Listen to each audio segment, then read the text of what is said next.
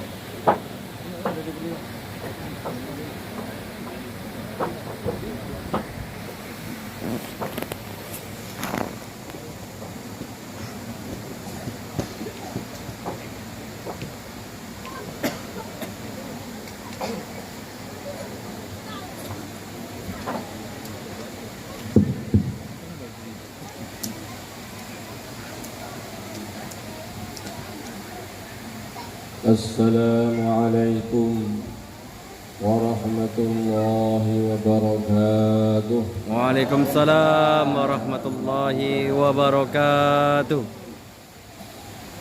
Innal hamdalillah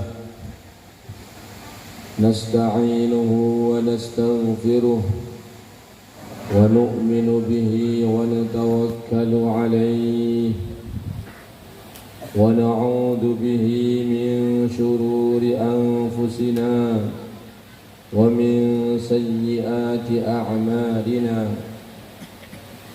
من يهده الله فلا مضل له ومن يضلله فلا هادي له أشهد أن لا إله إلا الله وحده لا شريك له وأشهد أن سيدنا ومولانا وحبيبنا محمدًا عبده ورسوله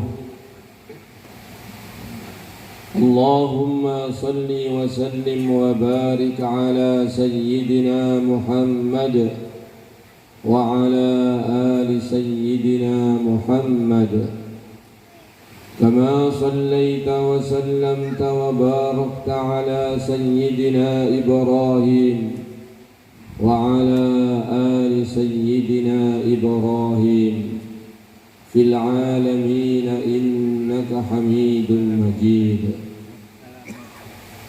قال الله تبارك وتعالى قل هل يستوي الذين يعلمون والذين لا يعلمون إنما يتذكر أولو الألباب. وقال النبي صلى الله عليه وسلم من يرد الله به خيرا يفقهه في الدين وإنما أنا القاسم والله المعطي atau kama qala Rasulullah sallallahu alaihi wasallam. Bapak-bapak, ibu-ibu, hadirin hadirat, jamaah yang dirahmati dan dimuliakan oleh Allah Subhanahu wa taala, wabil khusus para alim ulama, wabil khusus Bapak Bupati atau yang mewakilinya, Bapak Kapolres, Bapak Dandim, dan juga semuanya yang tidak bisa kami sebutkan satu persatu. Alhamdulillah, malam hari ini kita berkumpul di majelis yang barokah dan untuk acara yang barokah, yaitu acara tasyakur, mensyukuri nikmat-nikmatnya Allah, mensyukuri anugerah-anugerah dari Allah, mensyukuri rahmat, barokah dan hidayah dari Allah Subhanahu wa taala.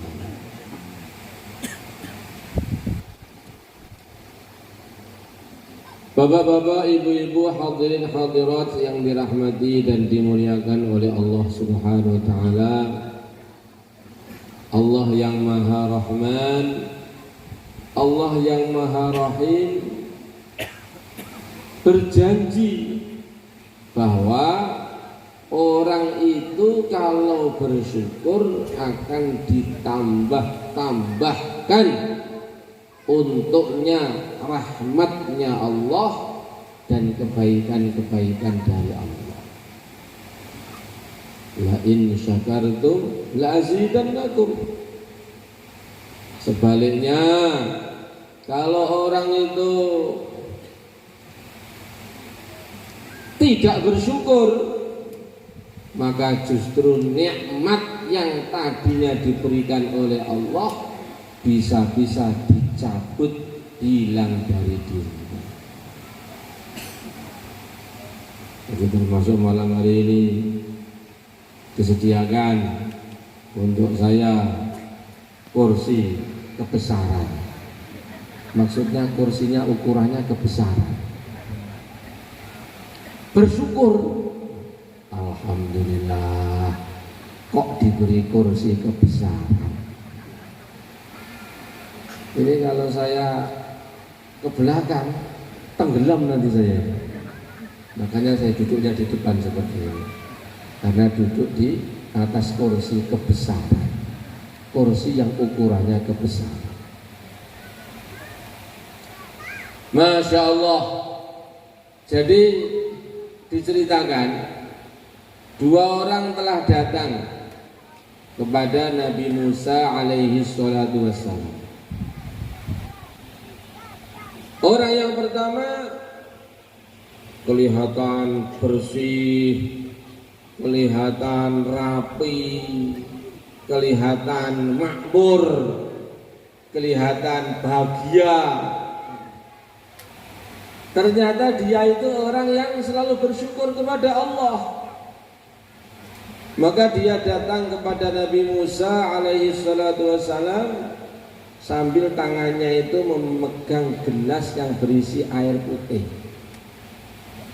Lalu bertanya, wahai Nabi Musa, apakah ada perkara yang menjadikan hilangnya nikmat-nikmat dari Allah? Apakah ada? Maka dijawab oleh Nabi Musa alaihissalatu wassalam, ada. Apa itu? Yaitu manakala engkau tidak lagi bersyukur kepada Allah.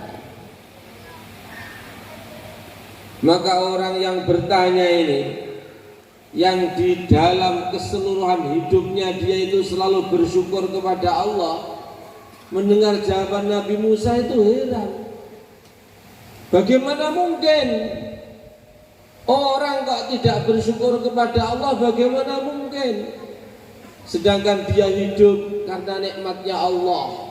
Setiap hari diberi rezeki oleh Allah, berjalan di atas bumi miliknya Allah, bernaung di bawah langit ciptaannya Allah, tiap hari memakai air miliknya Allah, setiap saat menghirup udara pemberian dari Allah. Lah kok tidak bersyukur kepada Allah? Bagaimana mungkin? Saking herannya itu orang yang selalu bersyukur tadi, saking herannya itu, sampai akhirnya gelas yang dipegangnya itu terlepas dari tangannya, jatuh ke bawah, airnya tumpah ke tanah. Begitu sampai di tanah, butiran-butiran air oleh Allah seketika dirubah menjadi butiran-butiran emas. Allah. Contoh orang yang selalu bersyukur kepada Allah. Setelah itu tidak lama kemudian datang orang kedua, menghadap kepada Nabiullah Musa alaihissalatu wassalam. Ini orang kedua ini kebalikannya, keadaannya berbalikan dengan orang yang pertama. Kelihatan kasihan, kelihatan susah, kelihatan murung, kurus. Pokoknya itu orang kelihatan susah. Saking susahnya itu bahkan tidak pakai baju, bahkan tidak pakai celana, hanya memakai selembar kain sarung yang tidak berjahit, itu saja.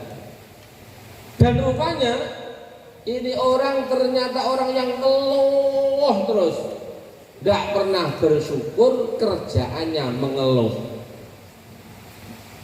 Dia bertanya, wahai Nabi Musa, apakah ada perkara yang menjadi sebab datangnya nikmat-nikmatnya Allah itu, apa ada? Maka dijawab oleh Nabi Musa, ada. Apa itu? Apabila engkau selalu bersyukur kepada Allah. Maka mendengar jawaban Nabi Musa, orang tadi itu tiba-tiba marah. Bersyukur? Apanya yang disyukuri? Saya ini hidup susah, makan susah, apa-apa susah. Lah kok disuruh bersyukur? Apanya yang harus disyukuri? Lihat, pakaian pun saya tidak punya, hanya selembar kain sarung yang tidak berjahit. Lah kok disuruh bersyukur, itu apanya yang mau disyukuri? Belum lama berhenti dari bicara, tiba-tiba datang angin kencang menerbangkan sarung satu-satunya. Allah. Hilang pula nikmatnya yang satu. Maka bapak-bapak, ibu-ibu, hadirin hadirat yang dirahmati dan dimuliakan oleh Allah Subhanahu wa taala, ini malam kita niatkan untuk menjadi malam bersyukur kepada Allah. Alhamdulillah. Lalu apa yang kita syukuri itu apa? Kita bersyukur bahwa kita ini diberi nikmat hidup. Nikmat hidup, maknanya diberi nikmat hidup itu maknanya diberi kesempatan untuk nambah amalan, nambah pahala, nambah kedekatan kepada Allah Subhanahu wa ta'ala. Diceritakan ada orang soleh pergi ke masjid kuno. Dulu masjid kuno itu biasanya di belakangnya mihrab imaman itu. Ya kalau di sini nyebutnya di belakang atau di depan. Jadi imaman, kemudian depannya imaman, depannya mihrab. Itu masjid-masjid kuno itu biasa ada kuburan di situ. Maka orang soleh tadi berzikir di dalam masjid. Tengah-tengah berzikir, Allah bukakan sehingga secara rohani dia bisa berjumpa dengan orang yang telah meninggal dunia yang dimakamkan di kuburan itu. Maka orang soleh tadi bertanya, bagaimana keadaan kamu setelah meninggal dunia, bagaimana? Alhamdulillah, dosa-dosa saya diampuni oleh Allah, amalan saya diterima oleh Allah. Tetapi sungguh pun demikian, saya betul-betul iri kepada orang yang masih hidup seperti kamu ini. Loh, kenapa kok iri? Bagaimana tidak iri? Dinampakkan setiap waktu, setiap saat, pahalanya sholat, pahalanya baca Al-Quran, pahalanya berzikir, pahalanya berdakwah, pahalanya mengaji, pahalanya amalan-amalan kebaikan, dinampakkan pahalanya, dinampakkan ganjarannya, tetapi sudah tidak diberi kesempatan nambah pahala. Tetapi sudah tidak diberi kesempatan nambah ganjaran. Jadi begitulah orang-orang yang sudah meninggal dunia dinampakkan pahala-pahala amalan, tetapi tidak ada kesempatan nambah amalan. Nah, sedangkan kita yang masih hidup belum melihat pahala amalan, tetapi masih diberi kesempatan untuk nambah amalan. Maka sebagai tanda bersyukur nikmat hidup, kita niatkan bagaimana sisa-sisa umur kita diniatkan untuk taat kepada Allah semuanya, insya Allah. Insya Allah. Jadi namanya mensyukuri nikmat hidup. Bersyukur kepada Allah Subhanahu wa Ta'ala, diberi nikmat sehat, diberi nikmat rezeki.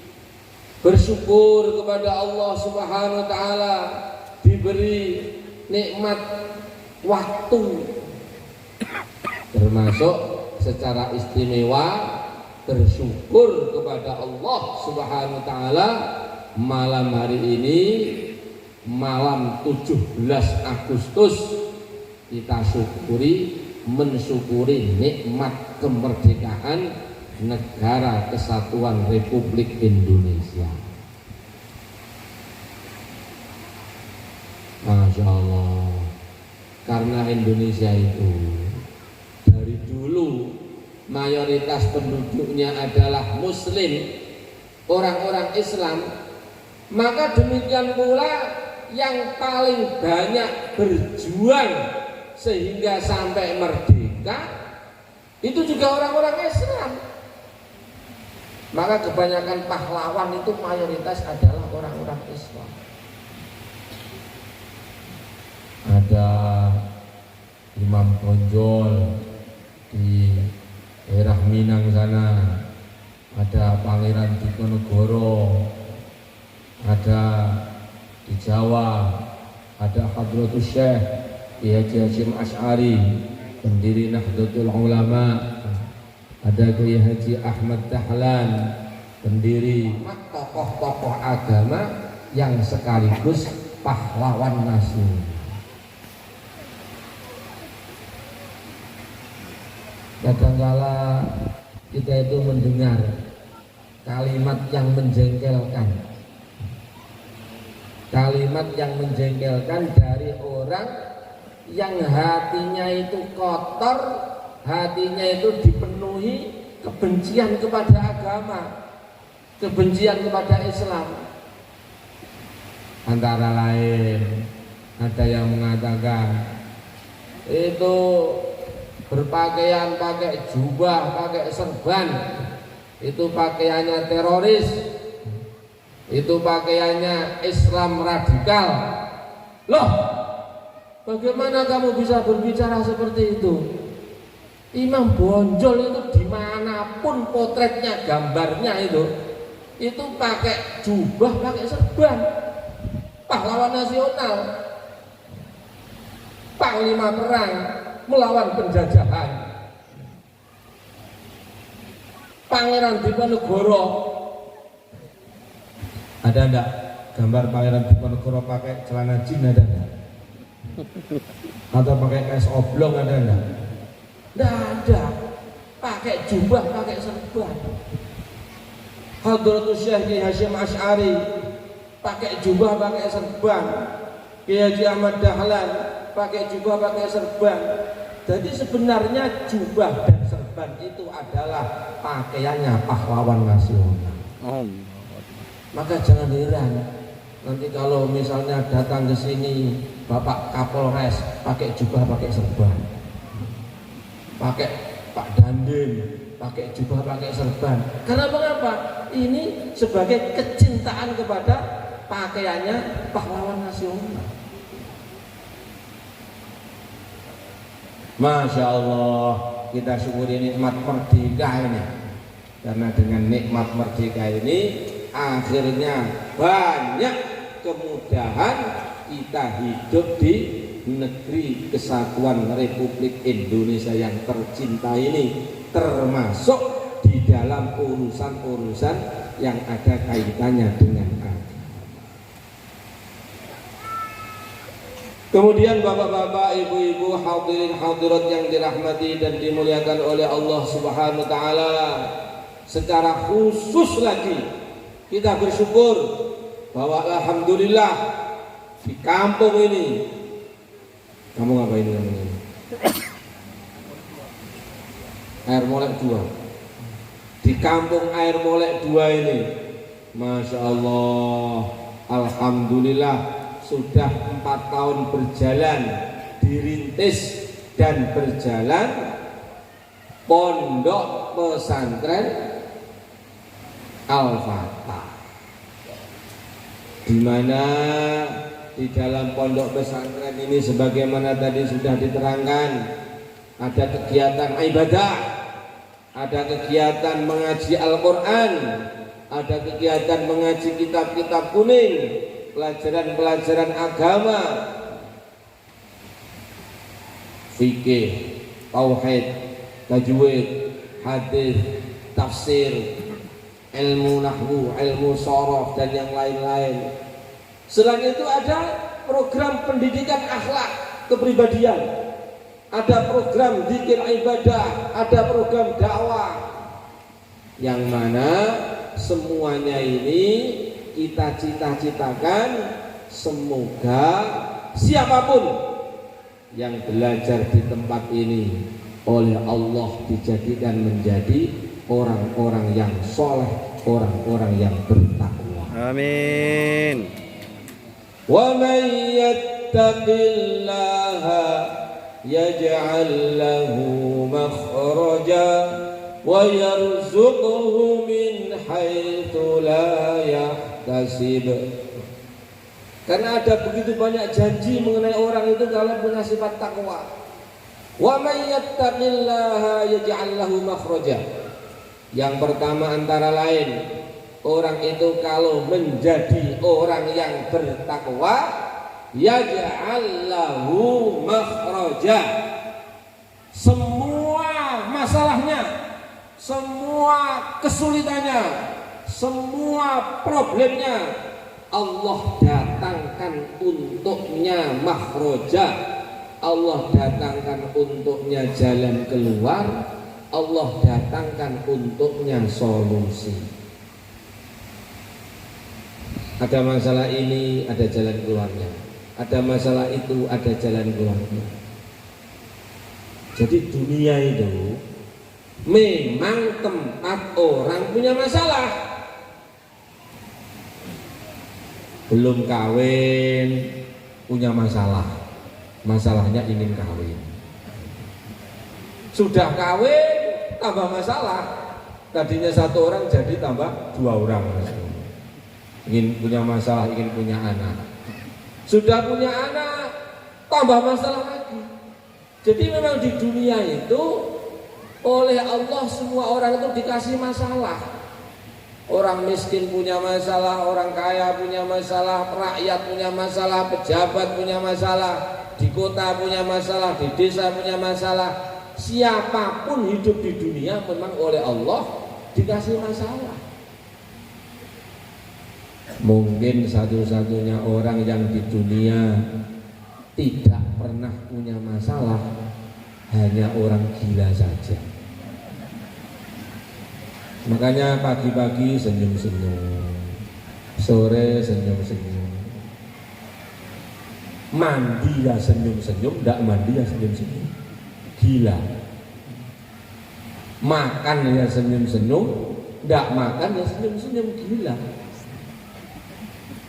Jadi semua orang di dunia itu punya masalah, banyak masalah. Maka jangan sekali-kali datang kepada misalnya Ustadz atau Pak Kiai, Pak doakan saya. Doa apa? Doa supaya dijadikan orang tidak punya masalah. Loh, itu namanya doa minta gila. Semua orang itu di dunia ya pasti punya masalah. Hanya saja untuk orang yang bertakwa yaj'al lahu makhraja. Semua masalahnya Allah datangkan untuknya solusi, untuknya jalan keluar. Sehingga Sayyidina Abdullah bin Abbas radhiyallahu ta'ala anhu beliau mengatakan, asal orang itu bertakwa, walaupun langit seluruhnya menjadi tembaga, walaupun bumi seluruhnya menjadi besi, untuk orang yang bertakwa tetap Allah datangkan jalan keluar. Jadi kalau kita punya masalah itu solusinya bagaimana? Takwa. Bukan pergi pegadaian, selesaikan masalah tanpa masalah. Ya, datang betul masuk di sana, keluar tanpa masalah. Takwa, dengan takwa Allah datangkan solusi untuk semua masalah. Makanya yang mulia baginda Rasulullah SAW bersabda, al-masjidu baitu kulli taqiyyin. Masjid itu rumahnya setiap orang yang bertakwa. Datang di sana, Allah datangkan penyelesaian masalah. Bagaimana tidak? Dalam sebuah hadis sahih riwayat Imam Bukhari disebutkan, orang datang ke masjid, duduk di masjid dalam keadaan berwudu. Selama dia duduk di sana, Allah kirimkan malaikat tidak henti-henti berdoa, mendoakannya, Allahumma ighfir lahu warhamhu, Allahumma ighfir lahu warhamhu. Ya Allah ampuni dia, ya Allah rahmati dia, ya Allah ampuni dia, ya Allah rahmati dia, ya Allah ampuni dia, ya Allah rahmati dia. Duduk di masjid saja didoakan malaikat saja. Lah kalau orang itu sudah diampuni oleh Allah dosa-dosanya, selesai masalah akhiratnya. Lah kalau orang itu sudah dikasih rahmat oleh Allah, selesai masalah sejak di dunia dan juga nanti di akhirat. Wa yarzuquhu min haitsu la yahtasib. Kemudian yang kedua, antara lain untuk orang yang bertakwa, Allah janjikan datangkan rizki untuknya dari jalan yang tidak disangka-sangka. Pintu rizki itu banyak. Para ulama mengatakan pintu rizki itu tidak kurang dari 70 pintu. Silaturahim pintu rizki, sholat duha pintu rizki, istighfar pintu rizki, baca sholawat pintu rizki, sedekah pintu rizki, kerja toko, sawah, karet, sawit, kantor, dagang, pasar, itu hanya salah satu dari berpuluh-puluh pintu rizki.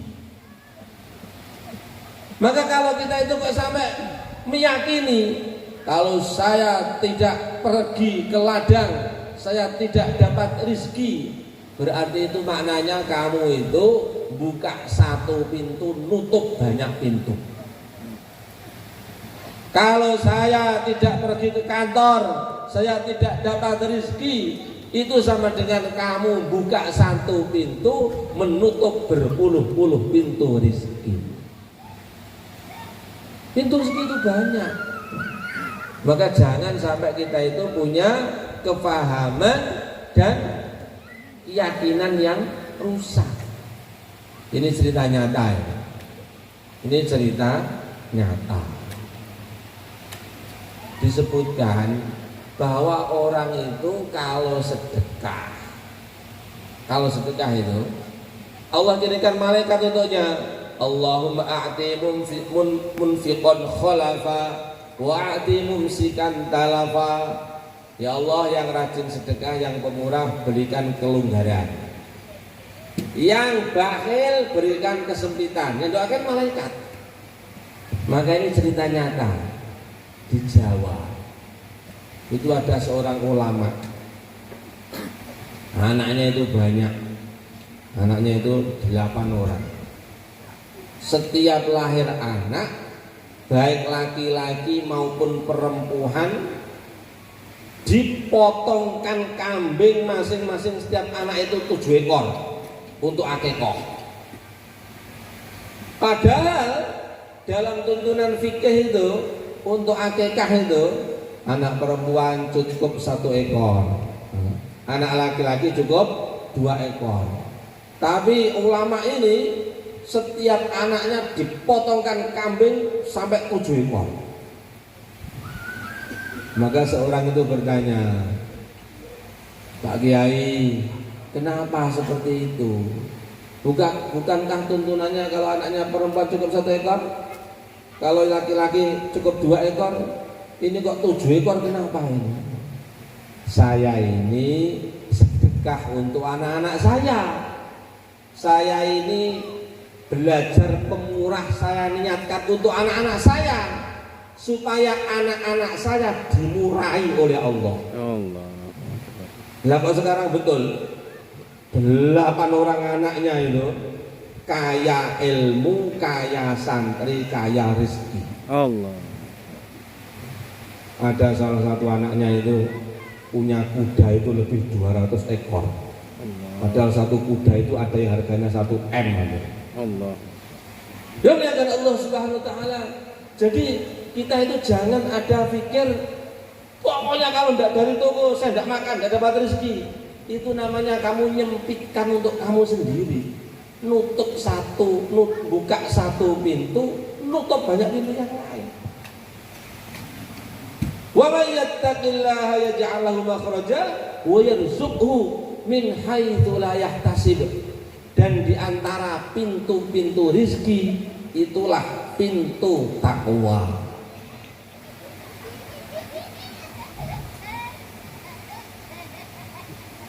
Kullama dakhala 'alaiha Zakaria al-mihraba wajada 'indaha rizqan qala ya Maryam anna laki hadha qalat huwa min 'indillah innallaha yarzuqu man yasha'u bighairi hisab.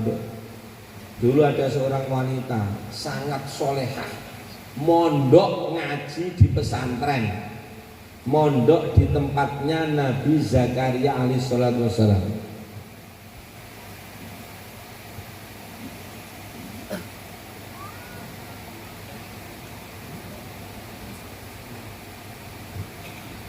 Namanya wanita tersebut yaitu Sayyidah Maryam Al-Batul radhiyallahu ta'ala anha wa alaiha salam. Wanita sangat solehah. Maka oleh Nabi Zakaria alaihi salatu wasalam sebagai gurunya, Sayyidah Maryam itu diletakkan di ruangan dekat mihrab masjid. Di situ terus, tidak pernah kemana-mana. sibuk dengan ibadah, sibuk dengan amalan-amalan kesolehan, sibuk dengan mengaji, sibuk dengan berzikir, tidak pernah kemana-mana. Tapi memang betul-betul takwa, betul-betul solehah. Maka setiap kali Nabi Zakaria masuk ke ruangannya, kamarnya Sayyidah Maryam itu heran. Ada makanan-makanan, ada buah-buahan, ada rezeki, macam-macam. Gak tahu datangnya dari mana.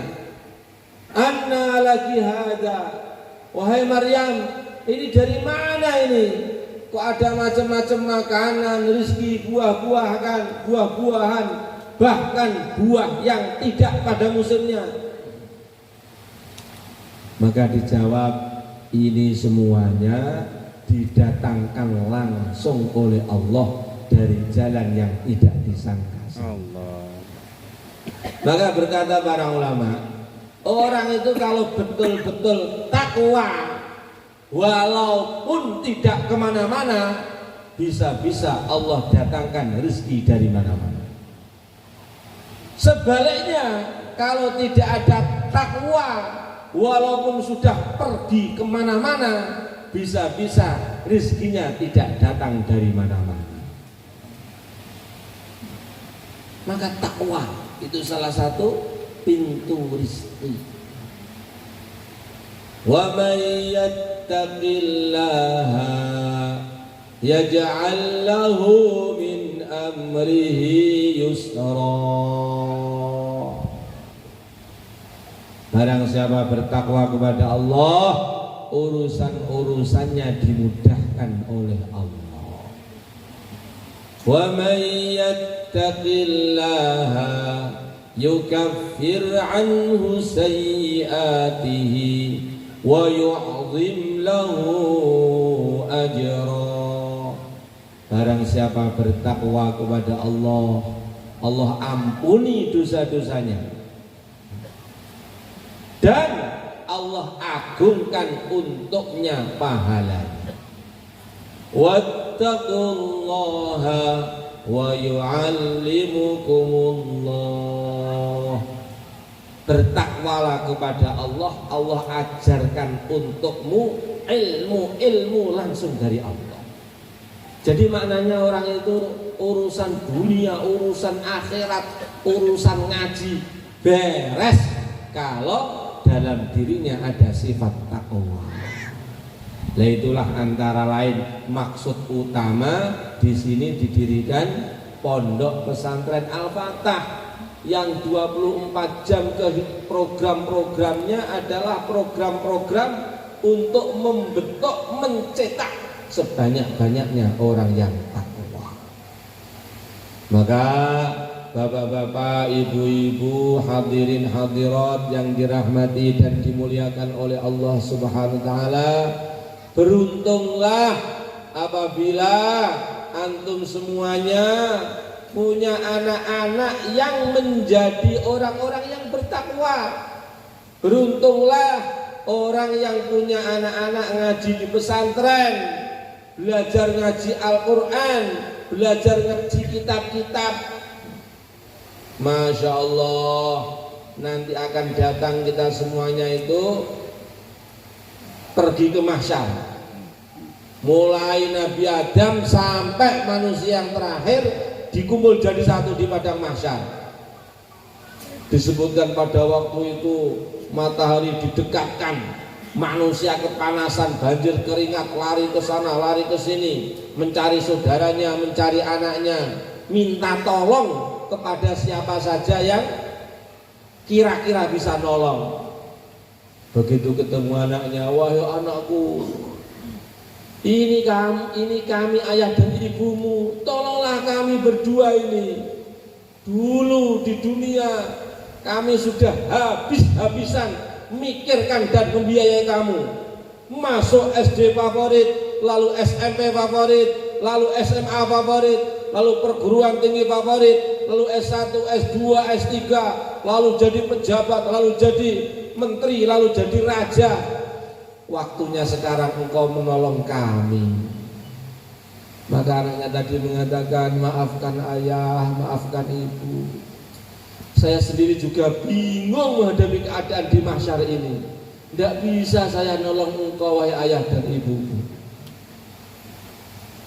Sedangkan pada waktu itu seorang yang hafid Al-Quran, hafal Al-Quran 30 juz, oleh Allah diberi wewenang menolong, membawa 10 orang keluarganya untuk bersama-sama masuk surga. Allah.